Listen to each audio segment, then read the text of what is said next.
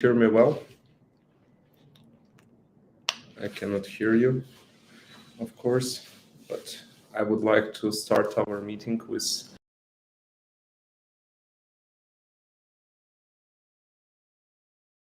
see that joining. Right now the connection should be better. My name is Ivan Maltsev.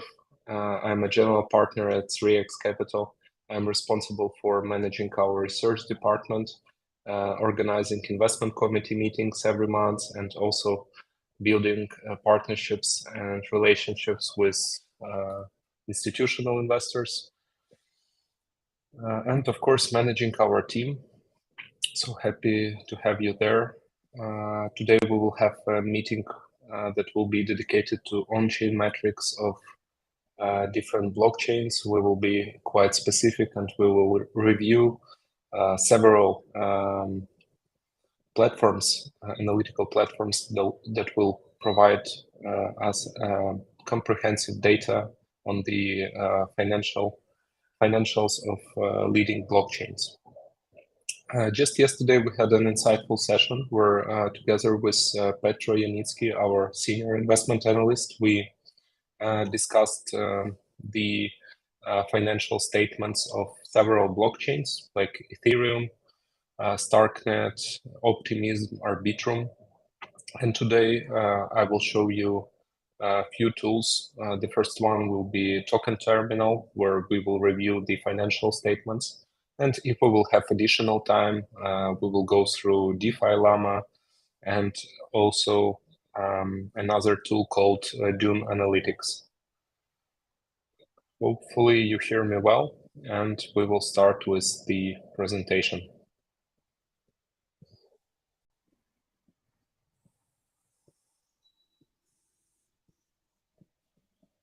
I'm sharing my screen now. Please confirm that you see my screen. This is important for me. And we will start with the financial of Ethereum.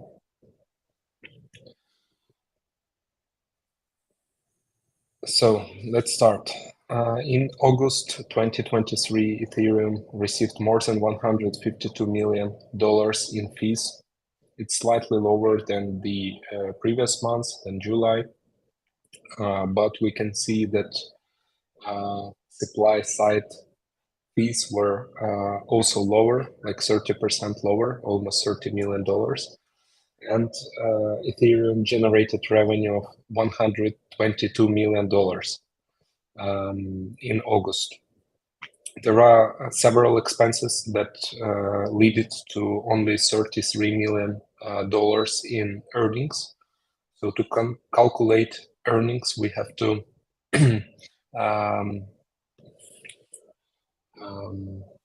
to use fees minus supply side fees and minus expenses. In the end, we have the number of earnings. It's a net profit of Ethereum as a blockchain. And also we can see that expenses are mostly because of token incentive, because people who are staking their Ether are receiving an interest. And of course, we know that Ethereum has a burning mechanism that was approved, I think, in August 2022 with the upgrade called London. So currently, the part of the supply is burning, and Ethereum has deflationary tokenomics. Let's deep dive into the previous months to understand the dynamics. We can see that the May was extremely successful for Ethereum. It had almost $500 million in fees, and only 100 million was paid for token incentives to validators and stakers. And of course, there were supply side fees that decreased the final earnings. Also, April was very successful for Ethereum. We can see earnings in more than $110 million. March was also very successful in February. So what we can see that during the past year, we had absolutely different numbers. So we had minus 4 million in earnings in December 2022. We had also minus 322 million in September 2022. Before Ethereum was using a proof of work. From September 2022, it migrated to proof of stake with the upgrade called Paris. So you can check the data here. I definitely suggest to use the token terminal in order to deep dive into the financial statements of different blockchains and companies. Also, there are several useful metrics that we can review today. For instance, we have an amount of token holders. So speaking about Ethereum, there are more than 104 million token holders, and the number is increasing every month, almost 2% growth every month. So it's around 24% per year. That is significant. And I think it's a good sustainable growth in the long term. So definitely we should follow this metric and see how the amount of token holders is growing. There are several valuation metrics that you can check on your own. For instance, P2F ratio, where we can see that Ethereum is quite positive.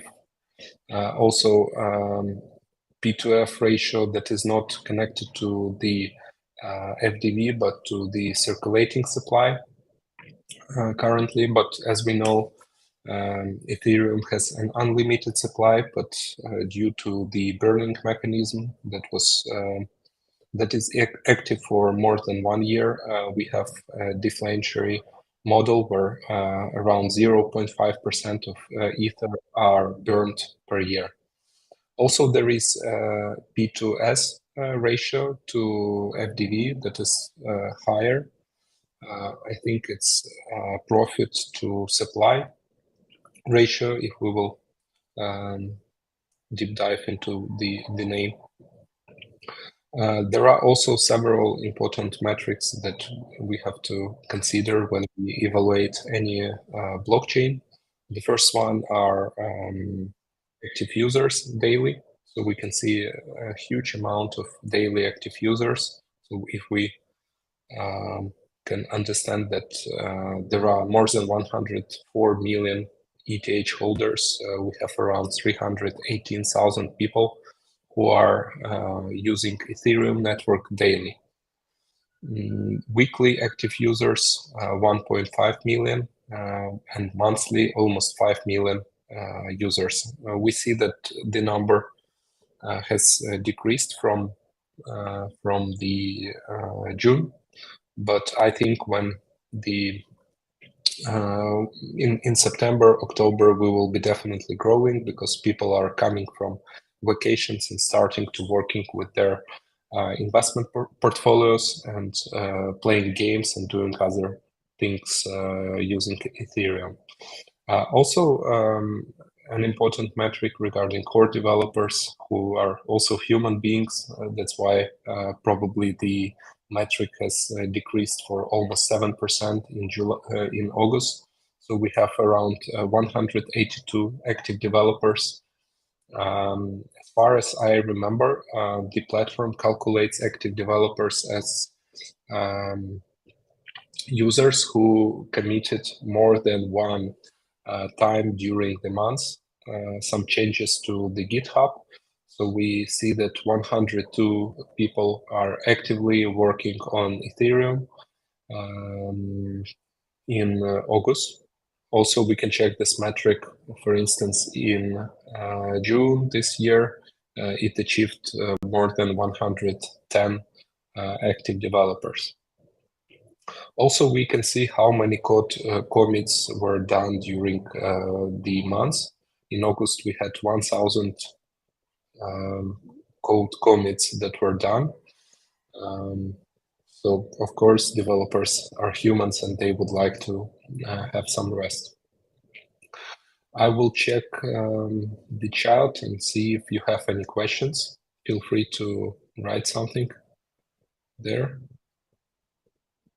I do not see any questions here in the platform.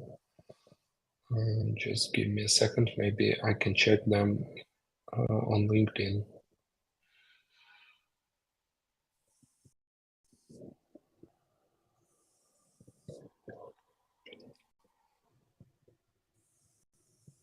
Please let me know if you hear me well and see my screen. I think it's important.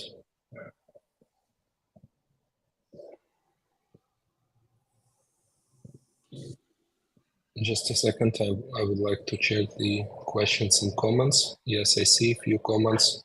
Hello from Frankfurt. Hello, Dalia. We can see it. Hi, Oleg. Thanks. Great to have you today. And thank you for providing the feedback here. Let's move forward. The next blockchain that already launched a token and we would like to review it quickly together is Optimism. As far as we remember, Optimism is using optimistic rollups. So there are two technologies with rollups. The first one is ZK rollups or zero knowledge rollups, and the second one are optimistic rollups. We had a separate session on how they are different. In general, the methods of how they work is different. I can say even opposite. So let's speak about the optimistic rollups and the blockchain called Optimism. The blockchain has generated more than $3 million in fees in August, which is slightly lower than the previous months, July, but I think this is still great. We should consider that Optimism has quite low fees, so it works in the next way. So the blockchain is collecting, it's a layer 2 solution of Ethereum. It is collecting a group of payments into a bundle and then connecting to the main network. This technology allows to improve the fees and decrease them significantly. So if on Ethereum we have to pay $20 for every transaction, it depends on the network, of course, but if we use Optimism, we can pay up to 20 cents for every transaction. So it's much cheaper, faster for community to use layer 2 solutions. But at the same time, we have the security of and decentralization of layer 1 solution Ethereum. What we can see here that Optimism is using an off-chain solution in order to perform the transactions. That's why we have operating expenses of $2.2 million in August, and we also have almost $60 million that were paid to the investors and to the community as a token incentives. So what we can see from the August performance that the earnings are negative in August, and we see around 59 million in losses for Optimism in August. The previous month was positive because the token incentives were much lower, so they just provided $600,000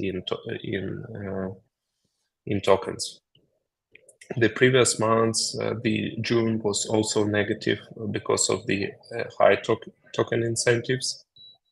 The May was positive and had $5.5 million in fees paid by users. So we can see that it is different month to month, but in general, optimism is negative due to the token incentives. So currently, investors and the community are receiving tokens based on the vesting schedule of optimism. Let's deep dive into the other metrics together. Just give me a second. I will go back to the financial statements. I think we will be able to cover at least two blockchains today, three blockchains, I'm sorry, Ethereum, Optimism, and Arbitrum. All of them have launched already their tokens, and we can track their metrics, their growth. Also, I would like to highlight the token holders of Optimism. Here, this metric is important and it indicates how many new users are joining this blockchain and using it every month. So we see the growth from 6 to maximum 11% per month. That is much more than Ethereum. We also saw an exponential growth in token holders in January and in December, so 41, 44% growth and 36% growth in November. So despite the bear market, Optimism, Ethereum are growing in the amount of token holders.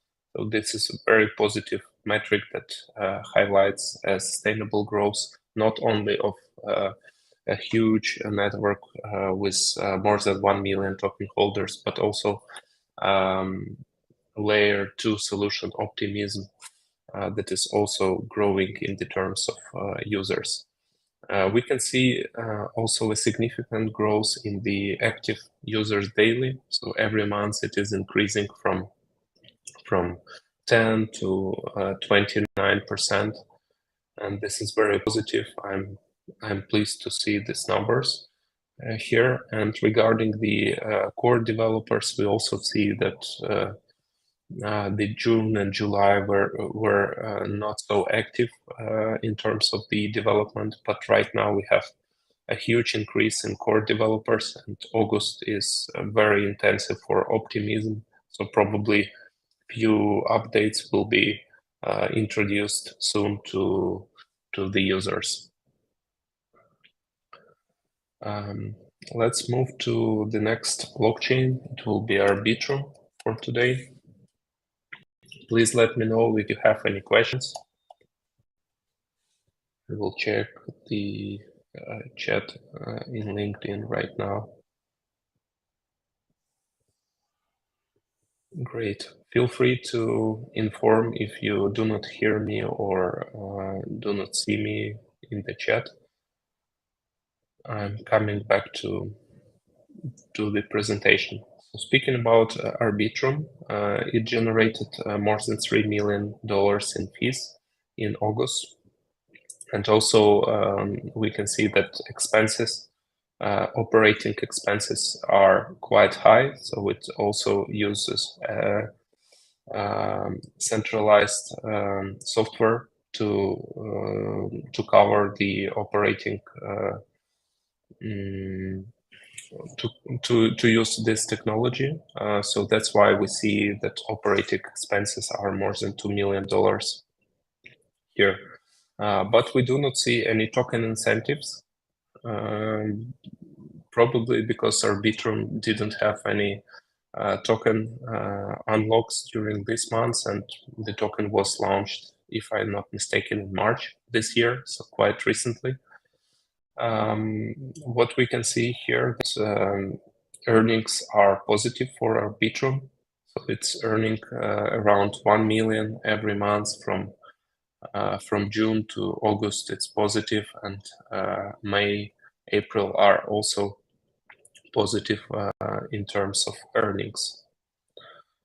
The next part, I would like to check the RB token holders. So we see more than 636,000 of holders, and the number is increasing.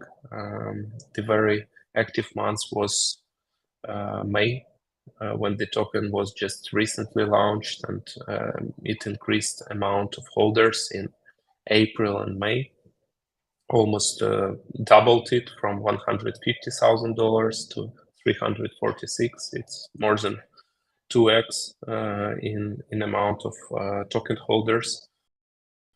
So in general, we also see here a huge that is sustainable. Let's have a look on the developers activities. Just give me a second. I will come back to the financials.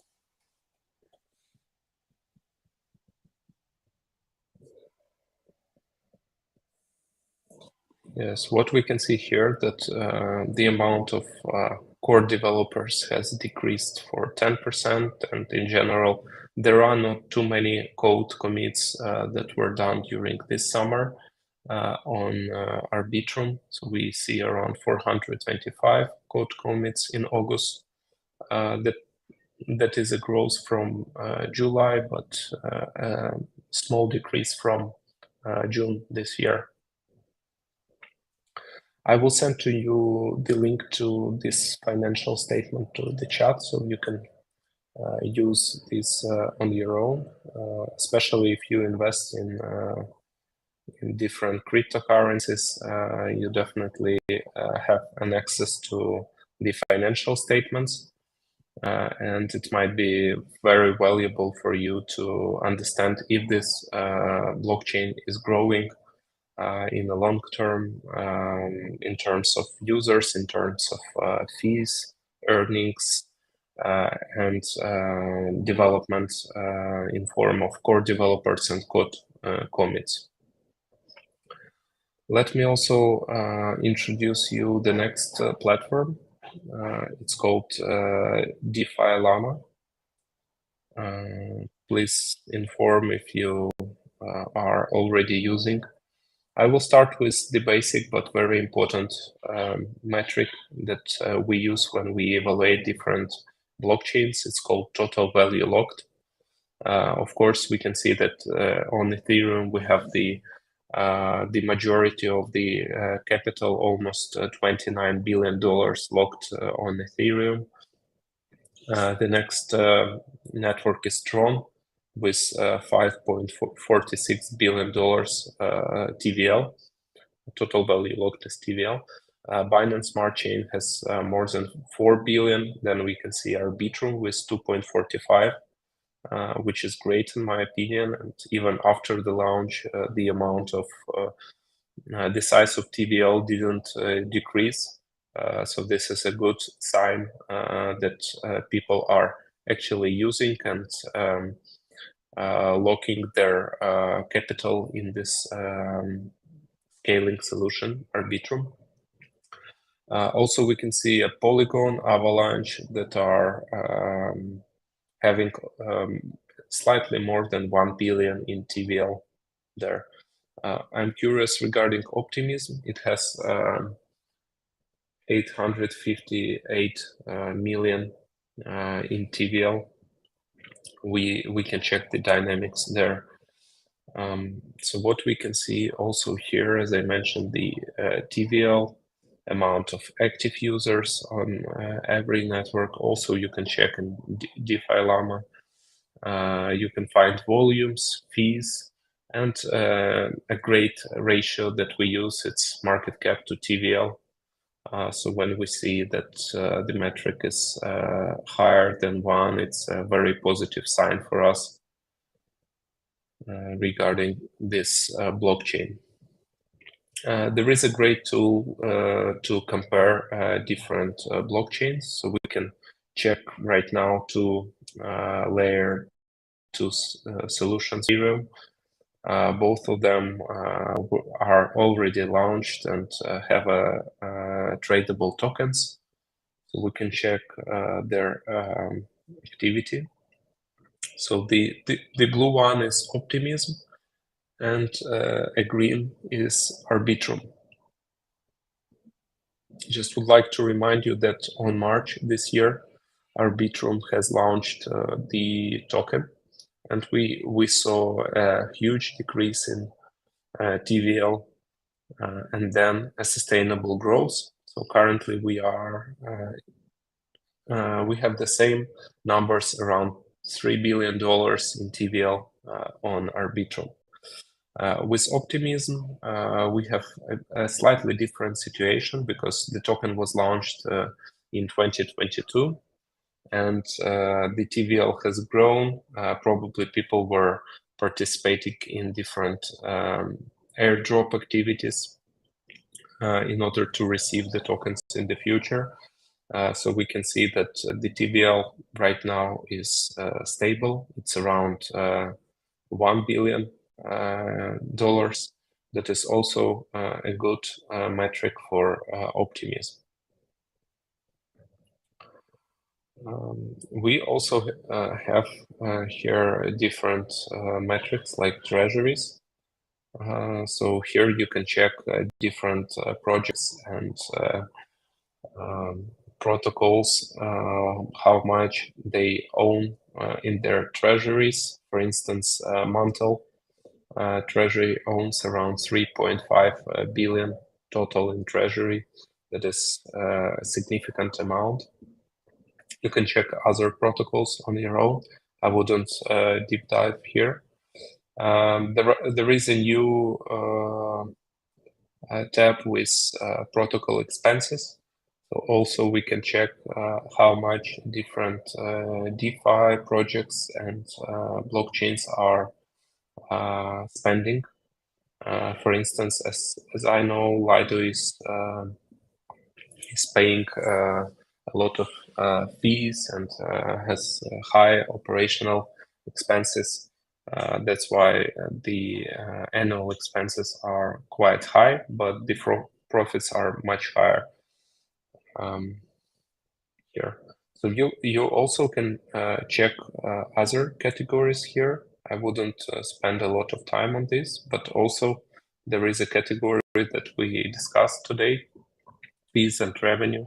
So you can check the fees paid daily on different projects, blockchains. For instance, on Ethereum, $7.24 million paid daily. Also, you can see a revenue that is also positive. Market capitalization, fees during the past 7 days, fees during the past 30 days, and revenue. Also, as I mentioned regarding Lido, what they have, just give me a chance to show it. Lido has received almost $2 million in fees just in the past 24 hours. There is a revenue of Lido, so we can see that they have a lot of expenses and they're receiving around 10% from fees in revenue. This is actually everything that I wanted to share with you today. I will send to you the link to the chat with DeFi Llama, and you can deep dive on your own. I will also check the chat if there are any questions. I would be happy to provide the answers. If not, I will be closing this meeting.